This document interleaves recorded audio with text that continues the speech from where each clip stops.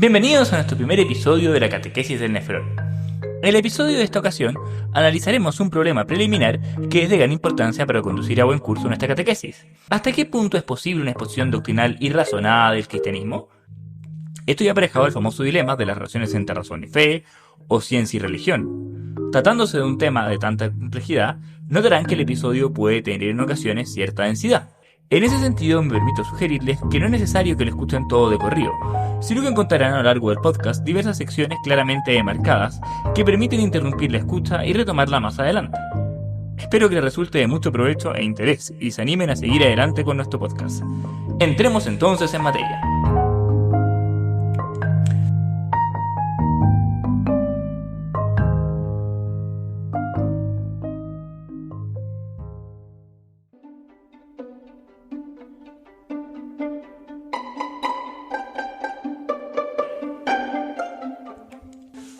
Cuando entré a estudiar Derecho en la Católica en 2011, mi facultad tenía cierta fama de ser el último bastión de la ortodoxia en medio de una UC crecientemente secularizada. En ese ambiente, era común que entre mis amigos habláramos medio en broma, medio en serio, de las personas como duras o pertenecientes o no a las sanas doctrinas, entiéndase católico, momio, conservador, etc. Pero interesantemente, la expresión sana doctrina no es un invento de ese catolicismo polémico, sino que tiene un origen paulino. En la primera carta a Timoteo, San Pablo exhorta a su querido amigo, obispo joven a cargo de una diócesis en la que el panorama se ha comenzado a complicar por las apariciones de unos primeros brotes de doctrinas heréticas, probablemente las primeras formas de lo que luego se ha llamado gnosticismo. Si alguien enseña otra cosa y no se atiene a los preceptos saludables de nuestro Señor Jesucristo, ni a la doctrina que es conforme a la piedad, es un ignorante y un orgulloso, ávido de discusiones y de vanas polémicas. De allí nace la envidia, la discordia, los insultos, las sospechas malignas y los conflictos interminables, propios de hombres mentalmente corrompidos y apartados de la verdad, que pretenden hacer de la piedad una fuente de ganancias. No es difícil comprender que esta manera de expresarse del apóstol le resultará incómoda al hombre de hoy. La misma idea de doctrina en general puede parecer inapropiada para una era como la nuestra, en la que se aboga cada vez más por una religión libre, con menos verdades subjetivas y más apertura de corazón. Como dice Arjona, hermano, Jesús es verbo y no sustantivo. Así, en el ambiente parece plantearse una suerte de disyuntiva. ¿Ser cristiano se trata de amar o más bien de profesar un conjunto de verdades? ¿Es apropiado querer reducir la fe a los moldes restringidos de un conjunto de dogmas rígidos y anatemizar con severidad a quien se aparte de esta ortodoxia fijada por la autoridad eclesial? Es innegable que detrás de este desasosiego del hombre de hoy está el rechazo a un estilo catequético inadecuado, excesivamente reaccionario, basado en la memorización de fórmulas y la condena de doctrinas peligrosas. El Evangelii Gaudium, exhortación apostólica con la que el Papa Francisco inauguró su pontificado, quizá lo que podríamos considerar su documento más programático, se habla de la necesidad de hacer una catequesis para la profundización del querigma, es decir, volver al primer anuncio, la noticia fundamental del cristianismo de la cual brotan los demás misterios y en la cual encuentran su contexto otras doctrinas más específicas. Sin una adecuada jerarquía y equilibrio en la transmisión de las verdades de fe, corremos el riesgo de perdernos en disputas y polémicas inútiles que más que facilitar la difusión del Evangelio, la entorpece. Pero más allá de este factor, hay que admitir que también somos hijos de la posmodernidad. La desazón frente a la idea de una sana doctrina es tremendamente sintomática del estado espiritual del hombre de hoy. El cierre del siglo XX nos presenta un accidente algo traumatizado con la idea de la verdad. Vivimos en una época caracterizada por la caída de las certezas, cuya absolutización caracterizó en cierto modo a la modernidad. El racionalismo, el positivismo científico, el mito del progreso indefinido, las grandes ideologías, todo eso resulta hoy sospechoso. Hay un fuerte rechazo de las filosofías y religiones cerradas, con doctrinas especialmente fuertes. Como alertó el cardenal Ratzinger en la homilía de la misa que abría el cónclave en que acabaría siendo elegido papa. El relativismo, es decir, dejándose llevar a la deriva por cualquier viento de doctrina, parece ser la única actitud adecuada en los tiempos actuales. Se va constituyendo una dictadura de relativismo que no reconoce nada como definitivo y que deja como último medida solo el propio yo y sus antojos. En ese sentido, sería un grave error diagnóstico asumir que la posmodernidad es atea o que hoy en día la gente no está ni ahí con Dios. En realidad, la posmodernidad se caracteriza por un ambiguo retorno a la religiosidad, expresado en las últimas décadas en fenómenos como el creciente interés por la espiritualidad oriental, el New Age, el ecologismo profundo con tintes panteístas, incluso en cierto modo el existencialismo ateo de comienzo del siglo pasado fue una filosofía radicalmente religiosa, para la cual la negación de Dios ya no era un mero trámite, sino una realidad angustiosa y desgarradora. A ratos pareciera que el racionalismo de prescindente y optimista de ilustración tiene hoy tanto dinosaurio como el dogmatismo conservador. Hoy se valoriza la religión como un espacio especialmente rico para el desarrollo de lo afectivo. El creyente tiene corazón, una cierta bondad interior que se admira y valora. Pareciera que aunque la fe se identifique espontáneamente con la superstición irracional, no se la asocia necesariamente por eso una carga negativa. En definitiva, el rechazo a la sana doctrina no es un rechazo a la religión cristiana como tal, sino un rechazo a la religiosidad tradicional o al dogmatismo. Esta es quizá la gran paradoja posmoderna. Por una parte hay un rechazo del racionalismo ateo, pero por otra aún se mantiene el prejuicio ilustrado de que lo religioso y lo racional son dos mundos paralelos e inconciliables. Y esto parece ilustrado en todo tipo de ejemplos propios de la cultura popular. Flanders que le tapa los ojos a sus niños para que no vean la exposición sobre la evolución, o Quinn que exclama Galileo Peccator. La postura dominante en estos días sigue siendo sostener la existencia de una suerte de contraposición dialéctica y necesaria entre ambos ámbitos, a más apertura para lo religioso, menos disposición al racional. Y este supuesto es grave, porque se trata de una paradoja que envuelve también cierto dilema vital. Se nos presentan como excluyentes dos bienes humanos fundamentales, el sentido de lo sagrado y el deseo de la verdad. Nadie quiere ser un científico reduccionista y soberbia, pero tampoco resulta atractiva la idea del fanático intolerante con quien no se puede dialogar. En definitiva, el hombre de hoy se preguntará angustiado si es necesario que uno sea un poco estúpido para creer en Dios. La dialéctica que venimos contando puede ser caracterizada como una aparente disyuntiva entre el racionalismo y el fundamentalismo, en la cual ambos polos de la cuestión aparecen igualmente poco atractivos. Examinemos la primera de estas opciones. La expresión racionalismo nos evoca el siglo XVIII, y más específicamente la corriente intelectual conocida como Ilustración. Con su exaltación desmedida de la razón, los filósofos ilustrados tuvieron la pretensión exagerada de penetrar por nuestras solas facultades intelectuales todos los misterios del mundo que nos rodea. Para estos pensadores la racionalidad era absoluta, abstracta y universal. Mediante ella el hombre alcanzaba certezas incuestionables e irreversibles. Bastaba con que nos desprendiéramos del oscurantismo de la fe medieval y diéramos curso libre a la razón en las ciencias para que la humanidad se elevara a un estado superior y progresara indefinidamente. Un ejemplo particularmente llamativo de esa actitud es el positivismo de Augusto Comte, para quien la humanidad había evolucionado hasta llegar finalmente a un estado cultural superior en el cual las explicaciones religiosas y metafísicas desaparecerían para ser sustituidas por explicaciones plenamente científicas. La propuesta de Comte fue retomada a mediados del siglo pasado por la corriente conocida como positivismo lógico o neopositivismo, cuyo rápido desmembramiento en las últimas décadas del mismo siglo es uno de los fenómenos más notables de la filosofía reciente. El intento por desplegar ulteriormente la filosofía positivista volvió rápidamente patente el problema de base que lo hacía inviable. Irónicamente, la misma tesis de Comte no es susceptible de demostración por la ciencia positiva. Que solo es válido el conocimiento que proporciona la ciencia natural, o que solo tienen sentido aquellos enunciados que pueden ser empíricamente verificados o falsados, no es en sí mismo un hecho empírico. Se trata, desde los supuestos del positivismo, de un postulado metafísico. El materialismo y el empirismo son tesis previamente filosóficas que la ciencia natural no puede demostrar ni refutar. En la práctica, el optimismo del racionalismo se ha mostrado ingenuo. Es falso que la razón puede establecer verdades universales incuestionables frente a las que no cabe discusión. Por ejemplo, buena parte de la seguridad positivista de los avances de la ciencia se debía al éxito notable que tuvo la física de Newton, que parecía definitivamente correcta. Y no obstante, a principios del siglo XX, Einstein mostró contundentemente los límites del paradigma newtoniano, el cual, pese a ser un enorme avance científico, no era realmente la verdad definitiva e infalible sobre la física. Por otro lado, la experiencia histórica de las dos guerras más sangrientas que ha conocido la humanidad demitificó el supuesto progreso moral que conllevaría el desarrollo de las ciencias. En su notable discurso de Subiaco, Ratzinger destacaba que si el progreso técnico no viene acompañado de un auténtico progreso moral, solo serviría para acrecentar el poder destructor del hombre. Durante el siglo pasado, las posibilidades del hombre y su dominio sobre la materia aumentaron de manera verdaderamente impensable. Sin embargo, su poder de disponer del mundo ha permitido que su capacidad de destrucción alcanzase dimensiones que a veces nos horrorizan. El verdadero más grande peligro de este momento está justamente en ese desequilibrio entre las posibilidades técnicas y la energía moral. La seguridad que necesitamos como presupuesto en esta libertad y dignidad no puede venir de sistemas técnicos de control, sino que solo puede surgir de la fuerza moral del hombre. Allí donde esta falte o no sea suficiente, el poder que el hombre tiene se transformará cada vez más en poder de destrucción. Así, contra los proyectos racionalistas, el siglo XXI nos presenta una sociedad donde la superstición, lejos de retroceder, prolifera. Muchos no creerán en Dios, pero están simplemente convencidos de los ovnis, el tarot, la medicina naturista, las energías, etc. Pareciera ser que hoy el racionalismo solo sigue vivo en determinados ámbitos científicos y rara vez en términos tan absolutos como antes. Y es que era absurdo pretender que todos los misterios del universo pudieran ser resueltos por la capacidad intelectual del ser humano. En la práctica, para que tal postura se haga sostenible, es necesario empobrecer mucho la realidad y caer en perspectivas reduccionistas.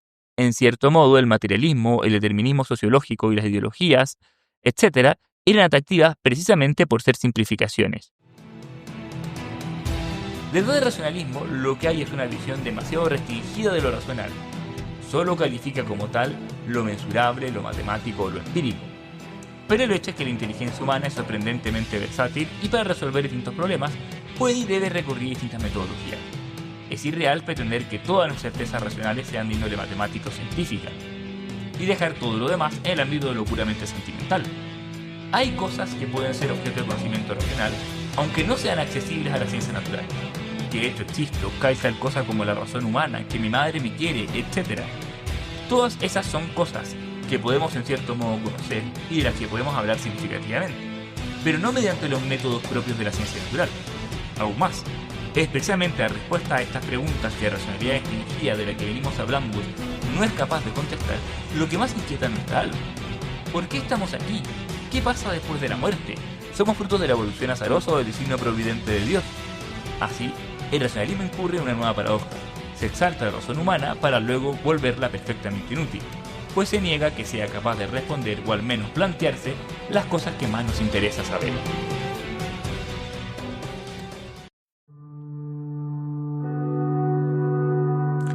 Pasando al extremo opuesto de nuestra disyuntiva, nos encontramos con el fundamentalismo fanático. Quizá la expresión más dramática de este segundo polo que a muchos se les venga a la cabeza es el terrorismo y la violencia sagrada. Es exclamar, demostraré mi fe arrojando un avión contra las Torres Gemelas o ametrallando pervertidos e impíos en un bar homosexual. Esta caricatura de la religiosidad, que genera un rechazo espontáneo y que hoy tiene expresiones muy preocupantes en el Medio Oriente Islámico, es algo que también se ha dado históricamente en nombre del cristianismo, y que por cierto también tuvo durante el siglo pasado una variante secularizada espeluznante en ideologías como el marxismo o el nazismo. Sin embargo, plantear esto como la postura vital de todos o al menos la mayoría de los hombres religiosos es injusto. Lo es, entre otros motivos, porque como acabamos de señalar, el fenómeno tiene su paralelo en ideologías completamente seculares e incluso ateas. Solo una visión muy sesgada de la historia podría llevarnos a concluir que cualquier forma de compromiso religioso profundo conduce al fanatismo violento. A veces, el fanatismo surge como una contrarreacción. Cuando se lee en el discurso del científico una actitud hostil hacia nuestras creencias religiosas y morales más sagradas, se produce naturalmente una rebelión en contra de esa supuesta racionalidad. Dicha defensa puede generar un juicio apresurado e injusto, que en su apasionamiento por defender la ortodoxia religiosa ofusca el juicio y lleva a condenar ideas que eran no solo legítimas, sino que incluso demostraron en el largo plazo ser correctas. Es probablemente el caso de episodios tan conocidos como la condena de Galileo o la de Sócrates. Naturalmente, el desafío a la fe que pueden suponer ciertas doctrinas esgrimidas en nombre de la ciencia y la racionalidad puede también canalizarse apropiadamente a través de un examen más detenido de la supuesta contradicción. Santo Tomás es un teólogo que se caracteriza especialmente por su capacidad de sacar partido del examen detenido de las herejías y las críticas de los gentiles al cristianismo para elaborar reflexiones geniales que han ayudado mucho a progreso en nuestra inteligencia de la fe. Pero no pocas veces hay implícito en el fanatismo algo más que un comprensible apasionamiento que apresura el juicio. A veces el fanatismo revela una falta de rectitud del creyente, una preocupante desviación que falsea la auténtica piedad, porque quien se niega sistemáticamente a someter a examen racional sus creencias, no puede decirse honradamente que le interesa la verdad de lo que cree. Lo más probable es que solo adhiera a sus dogmas por pereza intelectual. A veces es menos trabajoso creer ciegamente lo que dicen otros que pensar por mí mismo. O peor aún, se cae en el fanatismo porque diversos intereses personales poco nobles están comprometidos en la postura. Nos tenemos a ciertos dogmas en contra de toda evidencia para apaciguar nuestra conciencia, desentendernos de ciertos problemas sociales, obtener la tranquilidad de que sabremos nuestro alma con la sola observancia de estas prescripciones rituales mínimas, eludir la angustia que se inherente a todo proceso de duda y examen crítico, etc. Una fe que se resiste a la razón no es conocimiento sino mera excusa. Se convierte en un lavadero de conciencia. Pero cuidado, porque acá sale a la luz algo que podría ser particularmente hiriente en el contexto posmoderno.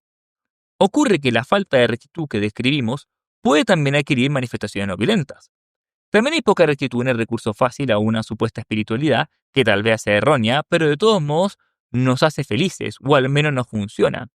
una actitud que desesta la racionalidad molesta y antepone la decisión de creer a la honestidad intelectual.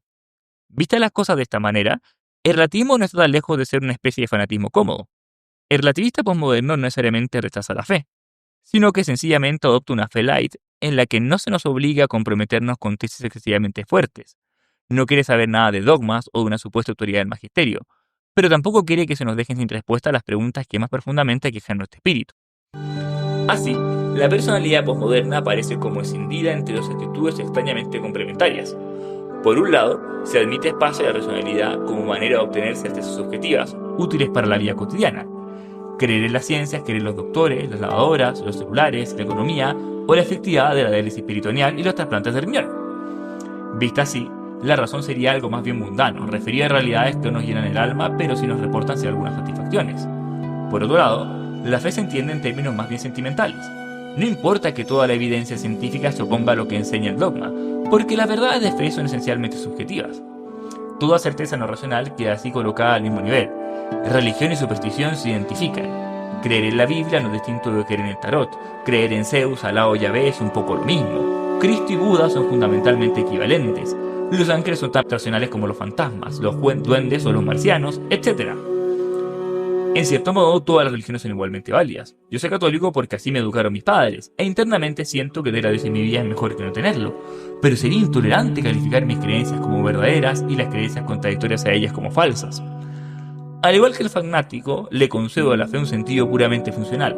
Me preocupa que me haga sentirme bien, no que sea verdadera. Y esto también es muy paradójico, porque una fe de esta naturaleza es en realidad del todo inútil. No nos salva, sino que solo nos engaña. Nos mueve a vivir en la ilusión de que estamos salvados sin que lo estemos. La religión sentimentalista es verdaderamente el opio del pueblo. Desestados entonces los dos polos de la disyuntiva que oponen la fe a la razón, podemos volver sobre nuestra pregunta inicial respecto a la necesidad de que la fe tenga propiamente un contenido doctrinal. En primer lugar, hay que dejar claro que la fe cristiana no es solamente una doctrina. Mi relación personal con Dios no se reduce a la mera aceptación especulativa de un conjunto de verdades y la observancia legal de ciertas prescripciones. Los cristianos creemos en alguien y no únicamente en algo. Jesús no es verbo ni sustantivo, Jesús es nombre propio, porque designa una persona con la que me encuentro y que le abre un nuevo horizonte a mi vida. Pero también es cierto que la fe tiene que tener una doctrina objetiva, tiene que reposar sobre verdades que son susceptibles de cierta articulación racional y no sobre meras experiencias místicas ininteligibles. Y por eso el contenido de la fe puede ser ciertamente expresado en dogmas. El cristianismo auténtico ha de sostener y defender la validez y necesidad de ambos tipos de conocimiento, el que viene por la razón y el que viene por la fe. Es la tesis de la armonía fundamental entre la fe y la razón, característica de una tradición de pensamiento continua que incluye nombres tan variados como Clemente de Alejandría, San Agustín, San Anselmo, Santo Tomás, San Juan Pablo II y Benedicto XVI. Esta tradición sostiene la fe y la razón no como opuestos en equilibrios, sino como complementos en armonía. Decía el Papa San Juan Pablo II al inicio de su encíclica Fides et Ratio que la fe y la razón son como las dos alas con las cuales el espíritu humano se eleva hacia la contemplación de la verdad. Esta misma encíclica explica que esto es así porque la razón y la fe tienen un mismo origen y un mismo destino. Tienen un mismo origen porque ambas proceden de Dios. La razón es una facultad con la que Dios nos ha dotado al crearnos, y aunque limitada es real y efectiva. No es un mero adorno y mucho menos un pecado. La fe, por otro lado, es una virtud sobrenatural por la que somos redimidos en un acto que no nace solo de nuestra voluntad arbitraria, sino que se configura como una respuesta libre a la invitación de un Dios que se revela a nosotros. Suponer que se contradigan es suponer que Dios mismo es contradictorio, que entre la creación y la redención no hay continuidad sino oposición. Hay, por cierto, una tradición que contrapone violentamente naturaleza y gracia, tendencia que se manifestó en la antigüedad cristiana bajo la forma de la herejía marcionita, nuevamente nuestros amigos los gnósticos, y que fue reeditada a inicios de la modernidad en ciertas formas de protestantismo. Lutero dijo cosas como que la razón se opone directamente a la fe y deberían dejarla que se vaya. En los creyentes hay que matarla y enterrarla. Es imposible poner de acuerdo la fe con la razón. Has de abandonar tu razón, ignorarla, aniquilarla por completo, de lo contrario no entrarás en el cielo. Pero esa tradición que contrapone ambas cosas, hay que oponer otra tradición más central del catolicismo, que aboga más bien porque la gracia no es la naturaleza, sino que auténticamente la perfecciona, y que por lo tanto todo lo que es auténticamente bueno en el orden natural es recuperado de un modo más perfecto del horizonte sobrenatural. Razón y fe tienen también un mismo destino, porque ambos conocimientos tienen como objeto la verdad, y la verdad no puede sino estar de acuerdo consigo misma. El que la razón no pueda por sí sola llegar a todas las verdades no significa que sea inútil o aparente. La fe en algunos aspectos confirma y clarifica las verdades a las que llega la razón. Santo Tomás consideraba que Dios había convenientemente revelado algunas verdades inaccesibles a la sola razón natural, para que éstas fueran comprendidas no solo por los eruditos tras mucha y trabajosa reflexión y mezcladas de muchos errores, sino por el contrario accesibles a cualquier ser humano de buena voluntad. El mismo Aquenate enseña también que hay otras verdades de fe que sencillamente superan a la razón, como la Santísima Trinidad o la transubstanciación eucarística. Eso significa que dichas verdades no pueden ser racionalmente demostradas, pero jamás pueden entrar en abierta contradicción con lo que dice la razón. Toda supuesta contradicción es aparente, originada en incomprensiones de lo que propone una de las dos. Y en el esfuerzo sincero y humilde por resolver esas contradicciones aparentes, vamos creciendo más y más en nuestra comprensión de la realidad. Ante las contradicciones manifiestas a que nos ha conducido la manera moderna de entender la racionalidad, Benedicto XVI respondió durante su pontificado con un llamado insistente a ensanchar el horizonte de la razón humana. No podemos taparnos los ojos frente a los problemas que la ciencia positiva no resuelve. Es posible que haya misterios que solo pueden responderse a través de la fe, pero que la razón humana no haya la respuesta a un problema no le impide abordarlo con seriedad y examinar la verosimilitud de las hipotéticas soluciones. De hecho, cuando la razón humana analiza la realidad con rectitud, llega a Dios. El hombre razonable es religioso. La inmensa mayoría de los hombres a lo largo de la historia, con más o menos aciertos, han profesado alguna religión y han estado abiertos a la existencia de un ser supremo. Y esto es muy importante, porque cuando reconocemos racionalmente la presencia del misterio, nos abrimos a la posibilidad de una epifanía o manifestación de Dios, evento que constituirá, como veremos más adelante, la base del cristianismo. Este ha sido nuestro primer episodio de la Catequesis del Nefrón. Si llegaste a esta parte del podcast, no puedo sino felicitarte y agradecer la paciencia con que seguiste mis cavilaciones. Espero que fuera de su agrado e interés. En la sesión siguiente los invitaré a que profundicemos un poco más en esa religiosidad natural o del sentido común, por la cual la misma razón humana se abre al misterio de Dios. Es un tema que me fascina particularmente y con el que espero entusiasmarlos a ustedes también. No dejen de suscribirse al canal y esperar nuestro próximo episodio.